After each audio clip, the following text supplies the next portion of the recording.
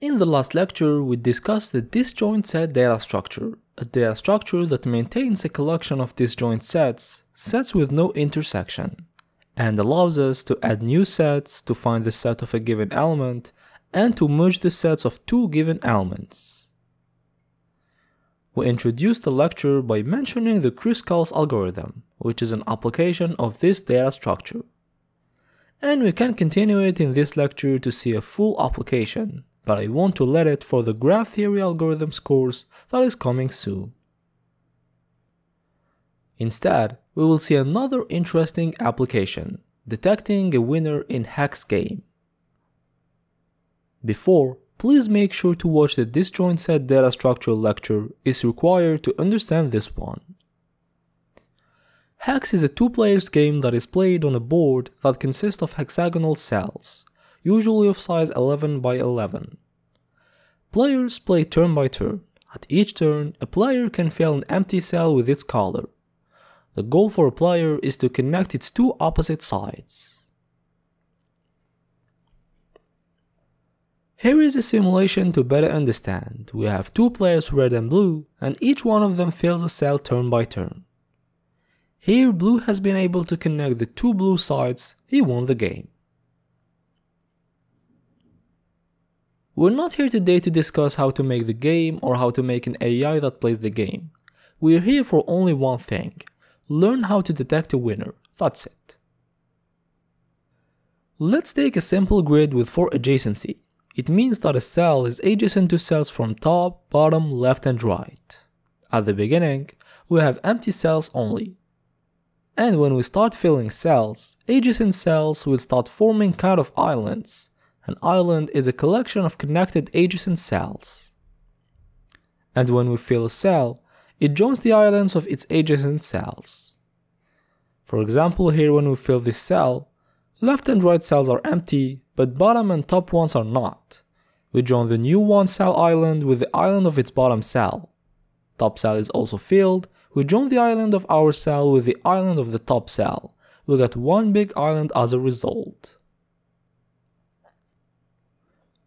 Now imagine that we want to know if there is a connected path from top row to bottom row. To do so, we just need to check if there is an island that contains a cell from the top row and a cell from the bottom row.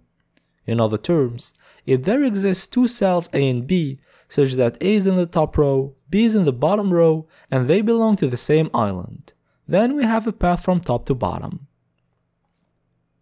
And here there are, top row and bottom row are connected.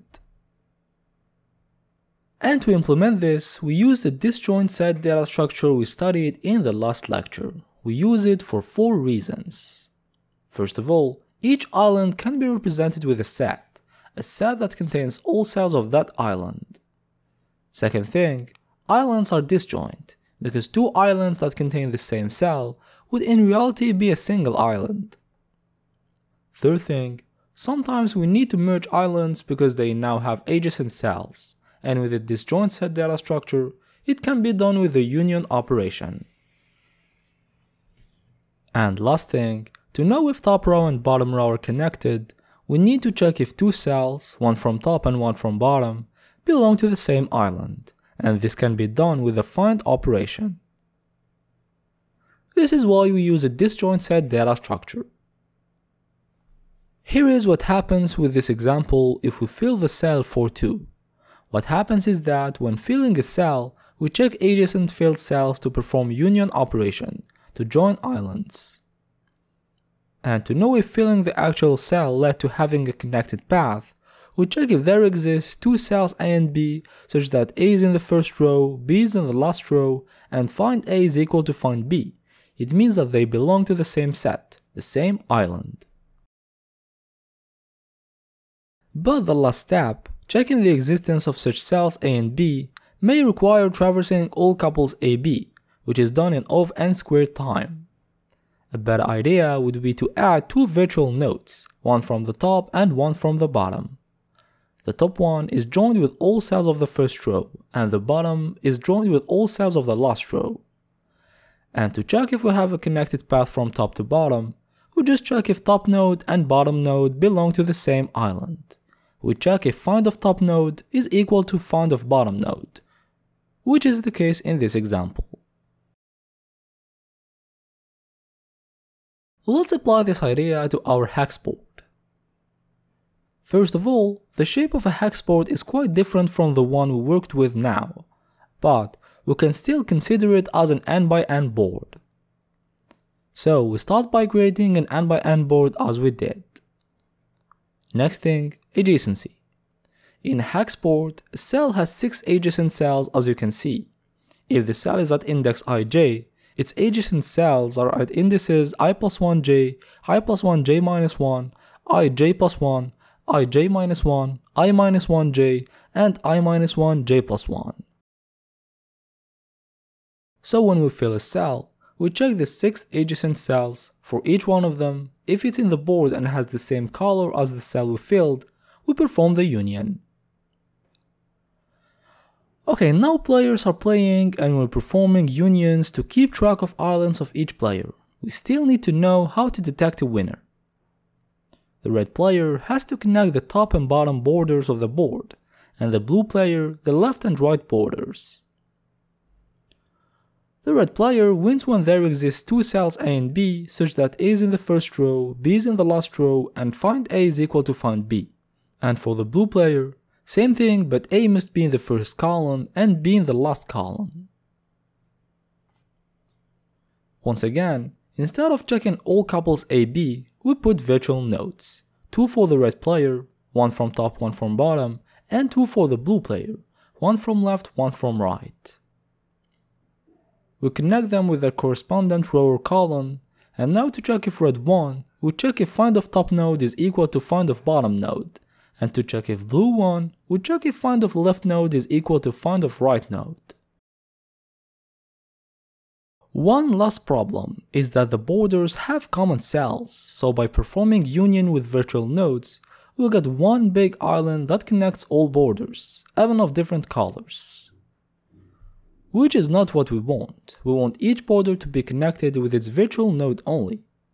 And this is why I got the idea to use 2 different disjoint set structures, one for red player and one for blue player, to avoid mixing borders with the other player. It may not be the most space efficient solution, but it works. Let's implement all of this. We won't make the whole game, just a function to initialize the game and a function to detect a winner. For initialization, we first need the board size, 11 by default. After it, we create a board of size n by n, where cells are initially empty. They have 0 as a value. Later, when the red player fills a cell, we put 1, and when the blue player fills a cell, we put 2.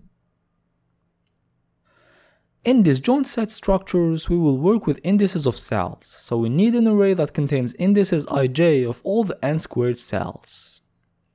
And now we create our 4 virtual nodes, represented by indices that are different from already existing cells.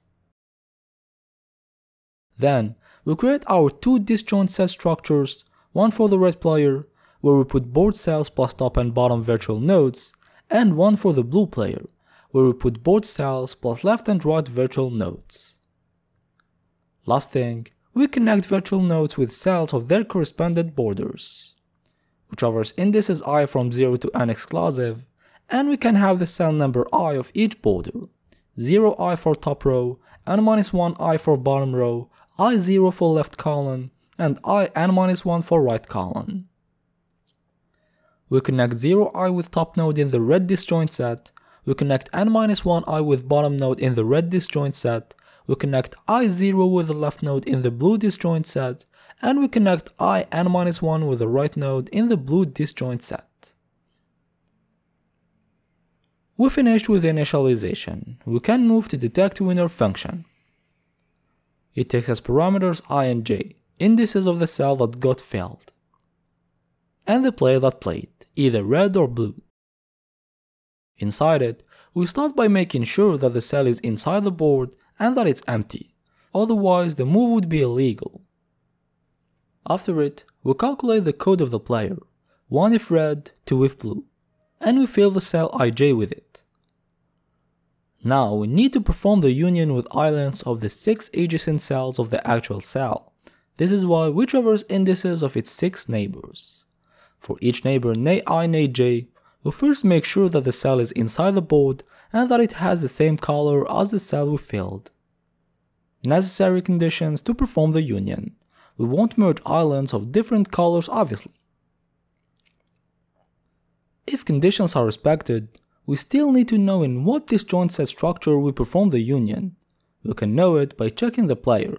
If it's red, we perform the union in DS red, else in DS blue. After playing, we now check if there is a winner. If top node and bottom node belong to the same island, then the red player connected the 2 red borders, he won. Else if left node and right node belong to the same island, then blue player connected the 2 blue borders, he won.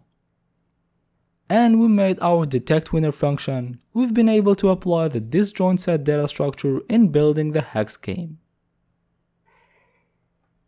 All operations are in OV1 except union and find operations that have an amortized time complexity of O of alpha of n squared plus 2, because each disjoint-set structure actually has n squared plus 2 elements, where alpha is the extremely slowly growing inverse Ackermann function.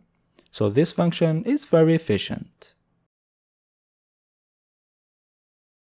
I hope that you understood content of this lecture. If you enjoyed, like and subscribe to the channel, and you can buy one of the courses in description. See you in the next lecture.